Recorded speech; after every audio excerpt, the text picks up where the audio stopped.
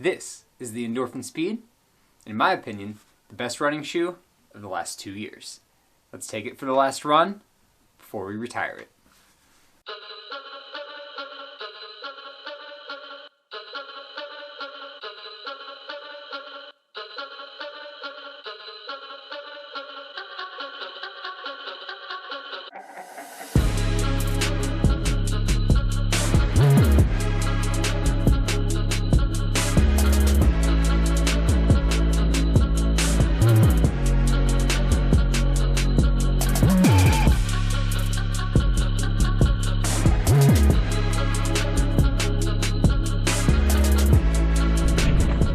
Hey, coming to you from the middle of the run.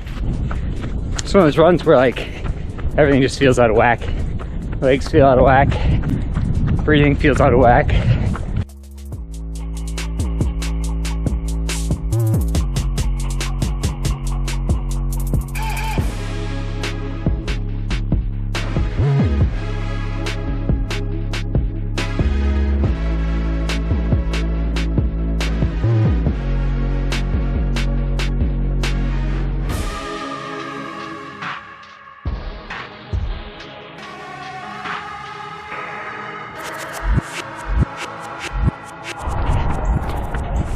Hey, we got through the intervals, 8 quarter miles, all within the time zone wanted.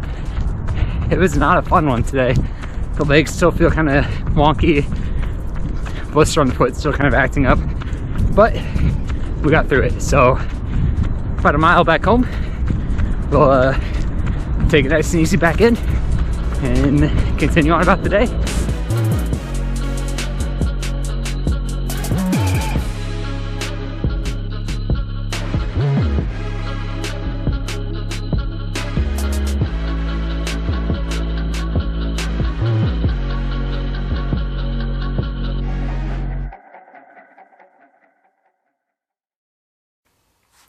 Hey everybody, so we're back inside from the run, and like I said before the run, this is going to be my review of the Saucony Endorphin Speed version 1. Now, before we get to the full review, let's talk about the run real quick. It was 6 miles, 1 mile warm-up, 8 quarter mile intervals at under a sub 5K pace with a recovery period, and then a 1 mile run back to the house.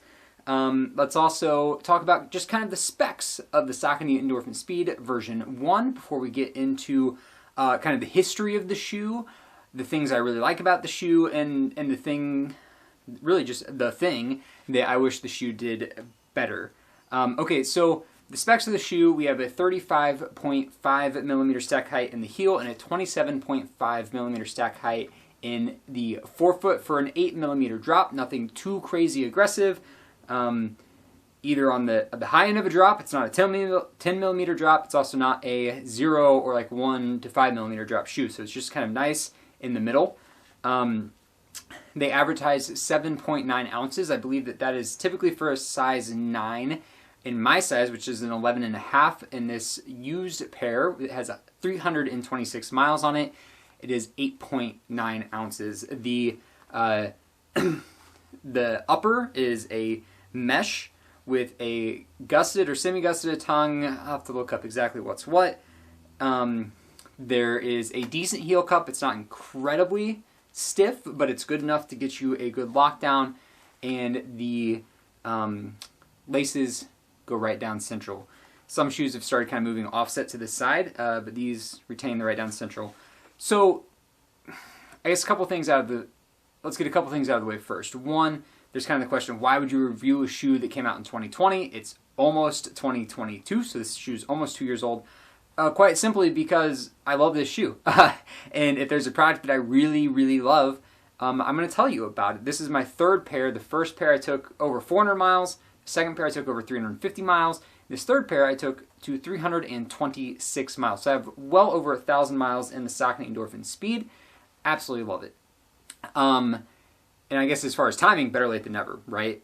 So let's talk about the history real quick. Like why did the Endorphin line of shoes come into being? And to really start down that road, we need to go back to 2017, which was Nike came out with the Nike Vaporfly Next Percent, and it was the first time that a company had paired Pebax foam with a carbon fiber plate. Now, Pebax foam has been in use in quite a few commercial applications, particularly in like the airline industry, but it had never really been used for a shoe, which is interesting because it's high energy return, it's lightweight, it holds form pretty well, or it molds pretty well.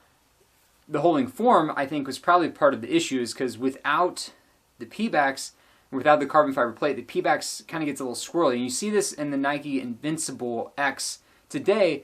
For that shoe to retain its shape, the sole is incredibly wide, right? It's like almost like, it's not like a clown shoe, but it's close, right? So they had to get really wide to keep kind of the structural integrity, if you will, of the sole. But by pairing it with a carbon fiber plate, you can keep a good form and get the stability, the baseline stability that you need. Now, I think early on the competitors to the Vaporfly wanted to focus on the carbon plate, and you see this in like the Hoka Carbon X that used EVA foam and a carbon fiber plate. It wasn't until 2020 where Saucony came out with the Endorphin line that they paired Pebax with carbon fiber, and they had a great shoe on their hand, which was the Endorphin Pro. I think, at least my understanding, is the Endorphin Speed was kind of meant to be like the training version of the Endorphin Pro, and instead of a carbon fiber plate, as a nylon plate, which I think a lot of people really ended up loving. So because it was a lower price shoe, and because of the nylon plate, which we'll talk about more in a little bit, it became really popular, and it's really a great combination, almost as good, or maybe even better for some people, than the Pebax and the carbon fiber. So that's kind of where it fits in historically. Since then, other shoes have copied the Pebax with a plate formula to great success, but in Saucony and the Endorphin line were really the first people to do it in response to the Nike Super shoes. Okay, so why do I absolutely love this shoe? First of all, it's lightweight. Like I said, it's under 9 ounces for me. For a lot of people to be in the 7-ounce range, that's incredible. We take for granted how light shoes are today, but it wasn't but 3 or 4 years ago that, a lot of people were training in the Pegasus, and the Pegasus was pushing like 10 ounces or at least 9 ounces. So to have shoes that are down in like the 7s as like daily trainers is just phenomenal. So I love how lightweight it is. I love the lockdown that I get from the top. For me, it just fits my foot shape really, really well. That's very important to me in various shoes, because if your foot's kind of sliding around, it causes a bunch of problems. Heard me talk today about blisters. I don't think that was because of any sort of lockdown with this shoe. I think it might have been because of another shoe, and also because I was running in pretty wet conditions a lot recently. But the lockdown is really, really important. I absolutely love the midsole. The Pebax foam, the Saucony uses, and I believe they branded the Power Run PB foam. It just has this really, really nice pop.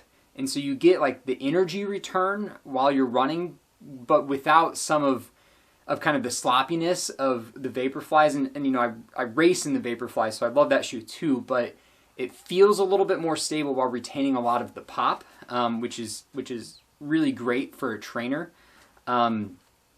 I actually really, really love the nylon plate versus the carbon fiber plate as a trainer, because I think it doesn't take as much load to spring load the nylon plate as it does a carbon fiber plate, because carbon fiber is a lot stiffer.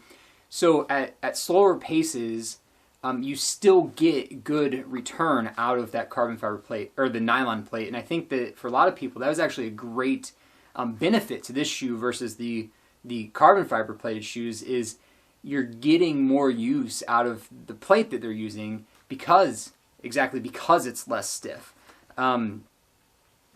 Let's see, versatility. I absolutely love the shoe because how versatile it is. The first pair that I used is like a true daily trainer. I used it for long runs, for slow runs, for recovery runs, for tempo, for threshold, for intervals, for kind of everything. And it can really do everything, at least for kind of average runners like me, right? Like just dudes who like to run. Professionals might not be able to use it across the whole spectrum, but certainly I could. And I think a lot of kind of the average user, and I don't mean that pejoratively, right? That's a great thing, right? To have a product that can be used at an elite level, like the Endorphin Speed, but is also accessible to the masses and can be used as an everyday trainer. There's just not many shoes that are that versatile out on the market. Now, let's get to the thing. I said there'd be something that I'm not a big fan of with this shoe, and that's the rubber. I don't remember what they call it. They call it like the XT900 or something like that rubber. It is great when it's dry. It's not so great when it's wet. And it doesn't even have to be like pouring down rain. I actually think it's a little better in pouring down rain, because in pouring down rain, like the various grooves, right, in the rubber, you can see them here in the space between where there's the exposed foam, kind of acts like tire treads. And if it's a lot of rubber, a lot of water, I actually feel that it kind of pushes through the water and separates it out from underneath the shoe fairly decently. The problem is in kind of light moisture situations. So whether it's like overnight it hit the dew point and there's, you know, kind of that film of dew on a trail, fallen leaves that are retaining moisture, very light rain, or like kind of misty conditions. In those situations, I could feel, particularly at pace, the shoe would kind of slip a little, like in your gait cycle. It didn't feel like it was gripping really well. And that's really the only thing that I really have to complain about this. A little bit more grip in kind of those medium moisture conditions. Exceedingly heavy rain, I think it does just fine, or does as well as anything else. Any other like road running shoe. In dry conditions, it's absolutely amazing. It's kind of that in between where I experience kind of issues with the grip.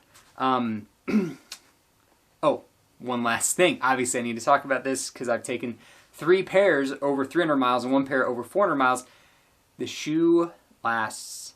You get good value of this. Now, when it first came out, it was very expensive. If you would buy the version 1 now, and some of the colorways are still out there, I think it's like $120, which is not chump change, but it's a good price for a daily trainer. I would say that the sole and the pop and the foam and the plate, it's there 100%, at least it was for me, until at least 250 miles. The shoe always felt fresh. It felt good. It would bounce back quickly after runs. There's some shoes that like need to be in a rotation. At least it feels like to me they need to be in a rotation, because like maybe you compress the sole and they need a day to like kind of re-expand or something like that. But these, day after day after day after day after day, just felt good. They felt fresh to at least 250 miles. From 250 or at least maybe 300 miles on, they still feel good. They still feel better than almost any other shoe that I had, but there was like a noticeable lack of pop. Not lack of pop, but less pop than 250 miles and less. But, you know, for a daily trainer, I think that works out really well, right? That's great value. 400 plus miles for a shoe that performs this well and is this light is spectacular. The rubber, you know, I talked about kind of the complaints, but, you know, this shoe has 326 miles on it. My high strike areas, kind of the outside of my toe box across kind of the break of the mid and the forefoot, the toe off, I think I push off pretty well in the toe, and sometimes I drag the heel. Nowhere on this bottom, on this outsole, is the rubber worn all the way through. It's there. On the 400 mile, there were some thin places, but it was still there all the time. So you're going to get versatility, you're going to get lightweight, you're going to get performance, you're going to get a shoe that will last you, which is why I think the Saucony Endorphin Speed is the best shoe of the last 2 years. Thanks for watching my review. I know it's kind of scatterbrained. I'm not a professional review channel. I just wanted to talk to you about a shoe that I really love. I will probably skip over the 2s, the plain 2s, because it's going into the winter. I'm not going to buy a shoe like that in the winter. If the 2s are on sale next year, maybe I'll pick them up and talk about them. I did just pick up a 2 Run Shield, which has a different rubber that's supposed to get better traction, so I'm looking forward to that. It's supposed to be a little bit warmer, supposed to have water resistance. I'm sure I'll be talking about that sometime in the future, because if it's anything like this shoe, I absolutely love it. Well, I think I've rambled on for well past long enough today. Thanks for watching. Thanks for sticking it out to the end. Let me know if there's a shoe that you absolutely love that you would go to time and time and time again in the comments below. Until next time, I'm Andy. Thanks for watching. Subscribe, leave a comment, smash that like. I would appreciate it. Thanks. Bye.